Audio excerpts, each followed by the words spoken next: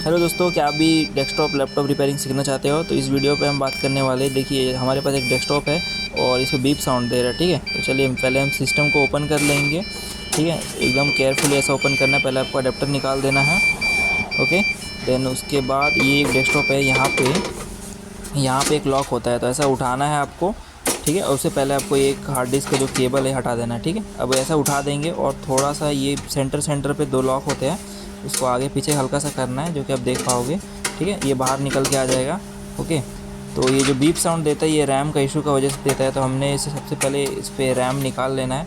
ठीक है, इसको साफ़ करना है। अभी हमारे पास रबर नहीं था, तो उसको मैंने हल्का सा हाथ से साफ़ कर देंगे।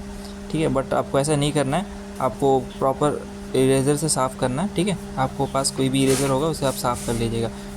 ठीक है, अभी हम इमरजेंसी कारण नहीं था हमारे पास, तो हमने हाथ से ऐसे हल्का सा साफ़ करके चेक कर लिया।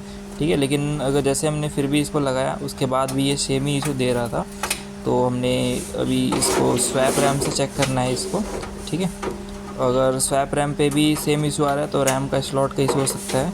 ठीक है, बट हमने अभी इसका आगे का वीडियो रिकॉर्ड नहीं किया है, बट इस पर हमने चेक कर लिया था स्वैप रैम से, और हमने फाइंड आउट किया है कि इस पर रैम का इशू है। ठीक है, तो इस पर हमने दूसरी रैम रिप्लेस कर दिया था, और रिप्लेस करने के बाद हमारा सिस्टम फिक्स हो गया था, बट अभी हमने रिकॉर्ड नहीं कर पाए, उसकी वजह से हम नहीं दिखा पा रहे हैं। ठीक है, बाकी ऐसी टिप्स एंड ट्रिक के लिए हमारे चैनल को सब्सक्राइब करके रखें, और बहुत सारे वीडियोस आ रहे हैं रिपेयरिंग के रिगार्डिंग। अगर आप बिगनर हो, रिपेयरिंग सीख रहे हो या सीखना चाहते हो, या तो आपका पर्सनल डेस्कटॉप लैपटॉप है जिसमें इशू ये है, तो आप इसे फाइंड आउट कर सकते हैं ऐसे इशू। ओके, तब तक मिलते हैं नेक्स्ट वीडियो पे। तब तक हमारे चैनल को लाइक, सब्सक्राइब और शेयर ज़रूर करें। थैंक्स।